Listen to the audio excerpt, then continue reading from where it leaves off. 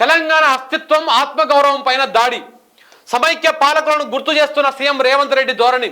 రాష్ట్ర చిహ్నం తెలంగాణ తల్లి విగ్రహాలపైన వక్రభాష్యాలు. రేవంత్ సర్కార్ నిర్ణయం పైన సర్వత్రా విస్మయం. కాకతీయ కళాతోరణం పైన అనాలోచిత నిర్ణయం అన్న భావన. నాడు సినిమాలలో యాసకు భాషకు అవమానాలు అన్నిటినీ దాటుకొని ఆత్మగౌరవంతో నేడు నిలుచున్న వైనం. మళ్ళీ వెనకటి రోజులకు తీసుకు వెళ్తున్నారా? కాంగ్రెస్ పాలనలో ఈ విచిత్ర నియంతృత్వ పోకడ ఏంటి? తెలంగాణ అస్తిత్వ పతాకంపై మరోసారి దాడి జరుగుతుందా? నాటి సమైక్య పాలనలో జరిగినట్టే మళ్ళీ మనం అస్తిత్వం కోసం పోరాడాల్సిందేనా అంటే అవుననేటువంటి సమాధానాలే వస్తున్నాయి. నిజాం కాలంలో భాష కోసం తన్లాడం, సమైక్య పాలనలో గుర్తింపు కోసం కొట్లాడడం, స్వయం పాలనలోనూ మళ్ళీ అదే బాట పట్టేలా చేస్తున్నారు నేటి పాలకులు. రాష్ట్ర చిహ్నంలో ఉన్న కాకతీయ కళాతోరణం పైన వెళ్ళగక్కుతున్న అక్కసు, తెలంగాణ తల్లి విగ్రహం పైన విషం చిమ్ముతున్నది. విషం చిమ్ముడు దేనికి సంకేతం? మన ఆత్మగౌరవ ప్రతీక బతుకమ్మ గుర్తులను లేకుండా చేయడానిక? తెలంగాణలో చెరగని ముద్రల్లాంటి గొలుసుకట్టు చెరువులను చారిత్రక నిర్మాణాలతో చిరస్మరణీయమైనటువంటి కీర్తి సాధించినటువంటి కాకతీయ గుర్తులను శాశ్వతంగా చెరిపివేయడానిక? అసలు కాంగ్రెస్ ప్రభుత్వం ఉద్దేశం ఏంటి? రేవంత్ రెడ్డి సర్కారు ఆలోచన ఏంటి? రాష్ట్ర చిహ్నాలనేవి ప్రభుత్వం మారినప్పుడల్లా మార్చుకునేటివేనా? ఇలా వచ్చిన ప్రతి కొత్త ప్రభుత్వం మార్చుకుంటూ పోతే జరిగేటువంటి అనర్థాలకు ఎవరు బాధ్యులు? ఎవరు బాధ్యులు? రేవంత్ రెడ్డి, నీకు రాగానే నీకు నచ్చంది, నీ చంద్రబాబుకు నచ్చేటువంటివి, లేకపోతే నీ చీకటి దోస్తులో నీ బయట దోస్తులకు నచ్చేటువంటి విధంగా తెలంగాణ మసులుకోవాలంటే, తెలంగాణ ఉండాలంటే కుదరదు రేవంత్ రెడ్డి. ఒకసారి సోయిలోకి రా. అసలు ఎందుకు దేనికి ఇప్పుడు చిహ్నాన్ని మార్చాలనేటువంటి ప్రయత్నం దేనికి చేస్తున్నావు?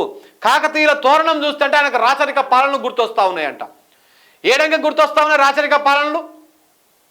ఎక్కడి నుంచి గుర్తొస్తా ఉన్నాయి? అసలు చార్మినార్ కట్టింది దేనికి? చార్మినార్ చరిత్ర ఏంది? దేనికోసం కట్టిండు చార్మినారు?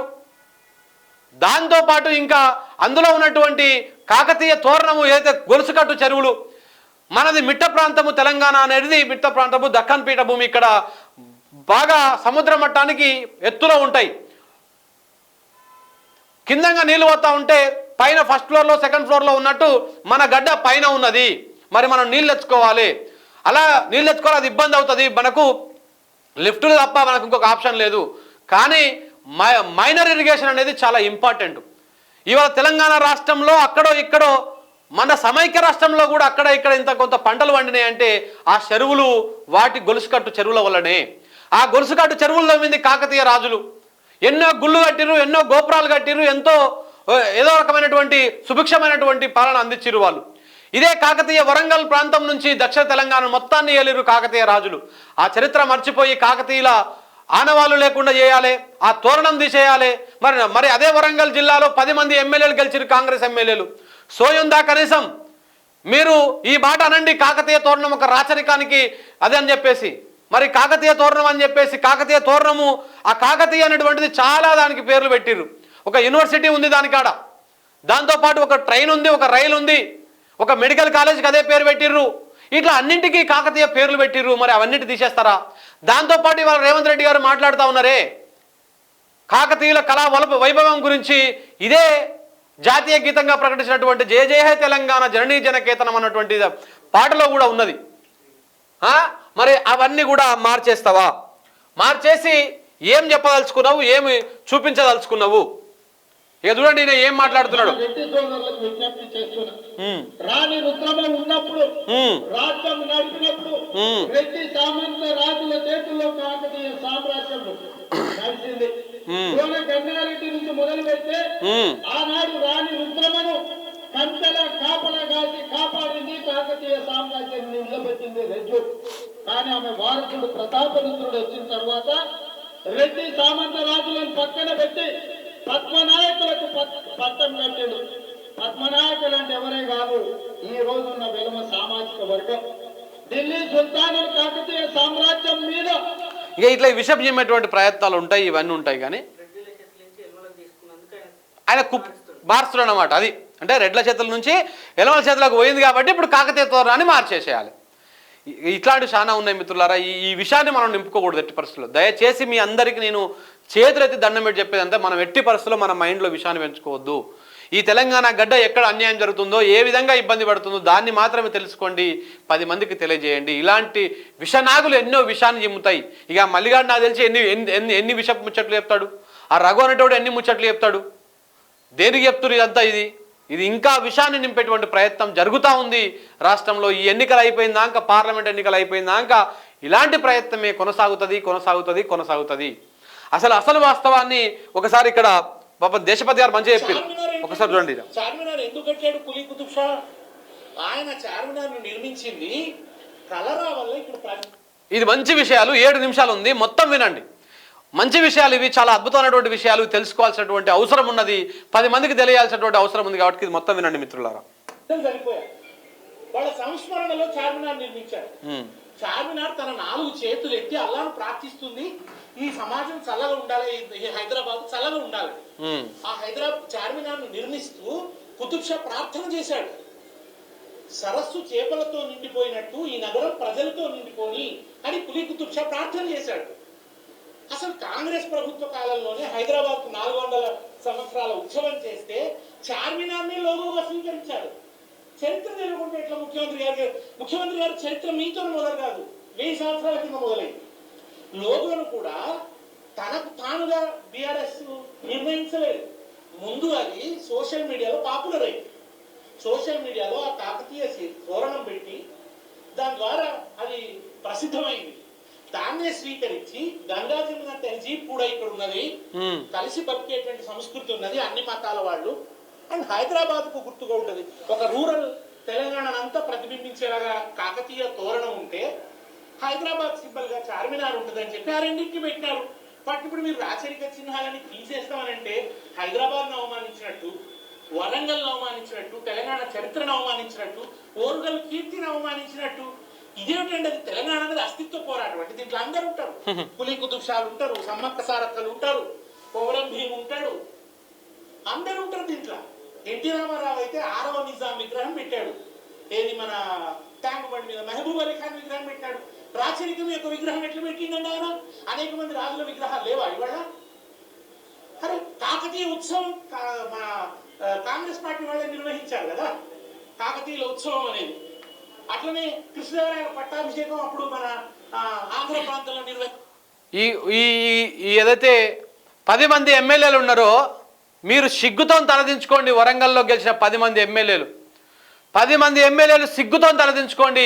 మీ 10 మంది అనుకుంటే మీ కాకతీయ, అంటే మీ అని కాదు మనందరి తెలంగాణ ప్రాంత ప్రతీకైనటువంటి కాకతీయ తోరణాన్ని తీసేస్తా అంటే మీరు గమ్మున కూర్చున్నారు చూడు. మీ అంత బానిసలు ఇంకెవరు ఉండరు, మీ అంత బానిసలు, మీ అంత నియంతలు, మీ అంత ఎవరు ఉండరు ఇక. ఎందుకంటే రేవంత్ రెడ్డి కొంత దూకుడుతోటి తెలుసో తెలియకనో చంద్రబాబు చెప్పిండు కాబట్టి వెనక ముంగల ఆలోచించకుండా ఇట్లా నిర్ణయాలు తీసుకుంటాడు, ఇంకా చాలా తీసుకుంటాడు ముంగల పంటి కూడా. కానీ అవి మన ప్రాంతానికి అది అవమానకరమైనప్పుడు, మన ప్రాంతాన్ని అది కనుమరుగు చేసేటువంటి ప్రయత్నం చేస్తున్నప్పుడు 100% దాన్ని మనము వ్యతిరేకించాలి. మరి 10 మంది గుంపుకే గొర్రె మంది గుంపు గెలిచింది కదా వరంగల్లా. మరి 10 మంది గడ్డి వీక్తా ఉన్నారా? ఎండిపోయిన చెర్లల్లా చేస్తూ ఉన్నారు. మాట్లాడాలి కదా. ఎక్కడవా కొండా సూర్యక నీతులు చెప్తుంది, ఎడవనో తల్లి మాట్లాడు. కాకతీయ తోరణం తీసేస్తారంట, అది నియంత రాజుల లెక్క, అదొక రాచరిక పాలన గుర్తు అంట. ఇక్కడనేమో వాస్తవాలు వేరు తీరుగా ఉన్నాయి, ప్రజలకు తెలిసినటువంటి వాస్తవాలు వేరు, మీరు చెప్పేటువంటి దుర్మార్గమైనటువంటి వక్రీకరణలు, వక్ర భాష్యాలు వేరు. ఒకసారి మీరే చెప్పుకోవాలి, ఆలోచన చేసుకోవాలి. చార్మినార్ ఏంటండి? ఎవరండి? అక్కడి కులాల నుంచి వచ్చిన శిల్పులే వాళ్ళందరూ కూడా కదా కాకతీయుల ఉత్సవం అనేది. అట్లనే కృష్ణదేవరాయల పట్టాభిషేకం అప్పుడు మన ఆంధ్ర ప్రాంతంలో నిర్వహించారు. ఇవన్నీ మీరు రాచరిక చిహ్నాలు అని అంటే ఎట్లా? అవి రాజులే వాటిని నిర్మించలేదండి. ఆ తోరణాన్ని శిల్పులు చెక్కారు. ఆ శిల్పులు ఎవరండి? అక్కడి కులాల నుంచి వచ్చిన శిల్పులే వాళ్ళందరూ కూడా. వాళ్ళ ప్రతిభకు తార్కాణం ఆ తోరణం. తెలంగాణ అట్టడుగు వర్గాల నుంచి వచ్చిన శిల్పుల ప్రతిభకు కూడా తార్కాణం కాకతీయ తోరణం. దాన్ని తీసేస్తామంటే ఎట్లా? రేపు వరంగల్ ప్రజల హర్ట్ కాదా? తెలంగాణ హర్ట్ కాదా? తెలంగాణ సమాజం హర్ట్ అవుతుంది మీరు తీసుకునేటువంటి ఈ చర్యల వల్ల. ఇక రెండవది తెలంగాణ తల్లి, ఆమె కిరీటంతో ఉంది, ఒడ్డానంతో ఉంది. ఒడ్డానంతో ఉంటే ఇబ్బంది అట, ఒక నగ వేసుకుంటే ఇబ్బంది అట. నిజానికి అంటే ఒక తెలంగాణ తల్లి వెనుకబడ్డ ప్రాంతము, పేదరికపు ప్రాంతము అని అంటుంటే అట్లా కాదు అని చెప్పడానికి తర్వాత అప్పుడు తెలుగు తల్లి భావన అనేది ఉమ్మడి రాష్ట్ర ప్రతీకగా వాళ్ళు ప్రచారం చేసినారు. తెలంగాణ విడిపోతే తెలుగు తల్లి హృదయం బద్దలైపోతుంది ఎట్లా అని చెప్పి తెలుగు తల్లి ప్రతీక ముందు ఆ తెలుగు తల్లికి కూడా కిరీటం ఉంటుందండి, ఆమె చేతిలో కూడా పూర్ణ కలశం ఉంటుంది. అసలు పాత ఆంధ్రప్రదేశ్ గుర్తు పూర్ణ శిల్పం, ఆ పూర్ణ కలశం అది కూడా ఫణిగిరి శిల్పాల నుంచి తీసుకున్నారు. మరి అది రాచరికపు గుర్తే, ఏది రాచరికపు గుర్తు కాదు. ఆ తర్వాత అప్పుడు ఆ తెలుగు తల్లి భావనను వాళ్ళు ఉమ్మడి రాష్ట్ర ప్రతీకగా వాడుతుంటే తెలంగాణ రాష్ట్ర డిమాండ్ ప్రతీకగా తెలంగాణ తల్లిని ముందుకు తీసుకురావాల్సి వచ్చింది. అదొక చారిత్రక సందర్భంలో వచ్చిన ప్రతీక. ఇవాళ నిజానికి ఆ సందర్భం ఏం లేదు. ఆ సందర్భంలో ఆ తల్లి ప్రతీక వచ్చింది. వచ్చినప్పుడు మన దేవతలు ఎట్లా ఉంటారో, ఒక సరస్వతి ఎట్లా ఉంటుందో, లక్ష్మీదేవి ఎట్లా ఉంటుందో, ఒక పెద్దమ్మ ఎట్లా ఉంటుందో, ఒక దుర్గమ్మ ఎట్లా ఉంటుందో, ఒక కాళీ ఎట్లా ఉంటుందో, వాటి నుంచి ప్రేరణ పొంది కిరీటం పెట్టినారు. దేవతల కిరీటం ఉంటుంది కదండి, ఒక దేవతా స్వరూపం వల్ల కనిపించాలి, దేవతా స్త్రీ వల్ల కనిపించాలని చెప్పి కిరీటం పెట్టినారు. కొన్ని నగలు ఉన్నాయి, నగలు వేసుకోరా, ఇవాళ తెలంగాణ వాళ్ళు వజ్రవైడూర్యాలు వేసుకోరని ఒక స్టేట్మెంట్ ఇచ్చేసినారు. అయ్యో ఎవరు వాళ్ళ సోషల్ మీడియాలో ఫోటో కూడా పెట్టినారు. రేవంత్ రెడ్డి గారి కుటుంబం వాళ్ళే పెళ్లికి పోతే బ్రహ్మాండమైన ఆభరణాలు పెట్టుకున్నారు.